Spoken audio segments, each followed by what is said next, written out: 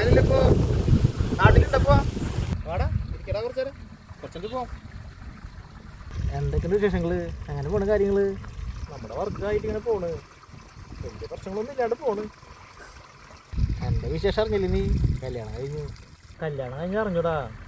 നീ അന്ന് വിളിച്ചതും മറന്നിട്ടല്ല, പക്ഷെ നാട്ടിലുണ്ടായില്ലടാ. ഞാൻ പുറത്തായിരുന്നു വർക്കായിട്ട്, അതുകൊണ്ട് വരാൻ പറ്റില്ല. കല്യാണത്തിൻ്റെ കാര്യം അതൊരു വലിയ കഥയാ. ആ എന്തെങ്കിലും വിശേഷങ്ങളൊക്കെ നമ്മൾ അറിയുന്നുണ്ട്. അല്ലടാ, ഞാനൊരു ചോദ്യം ചോദിക്കട്ടെ, എന്ന് വിചാരിക്കരുത്. നമ്മൾ സ്നേഹിക്കുന്ന ആൾക്കാർ നമ്മൾ കൊടുക്കുന്ന സ്നേഹം തന്നെയാണോ അവർക്ക് ആവശ്യം? അല്ലെങ്കിൽ നമ്മൾ പരിഗണിക്കുന്ന ആൾക്കാർക്ക് നമ്മൾ കൊടുക്കുന്ന സ്നേഹം അത് തന്നെയാണോ അവർക്ക് ആവശ്യം? നിനക്കെന്തിപ്പം അങ്ങനെ തോന്നാൻ? നിൻ്റെ ചോദ്യത്തിന് കറക്റ്റ് ഉത്തരം എനിക്കില്ല. എന്നാലും ഇന്നത്തെ കാലഘട്ടത്തിൽ സ്നേഹം, പരിഗണന ഇതൊന്നും ഒരാളിൽ നിന്ന് കിട്ടുന്ന ഒരാൾക്ക് നിർബന്ധമില്ല.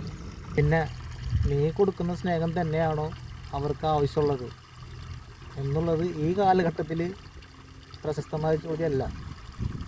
നമ്മൾ പരമാവധി ടോക്സിക് ആവാതിരിക്കുക, ആൾക്കാരെ ബഹുമാനിക്കാനും സ്നേഹിക്കാനും പഠിക്കുക. ഓട്ടോമാറ്റിക്കലി അവർ നമ്മളെ സ്നേഹിച്ചോളും, പരിഗണിച്ചോളും. അത്രയും ചെയ്യേണ്ട ആവശ്യമുള്ളൂ.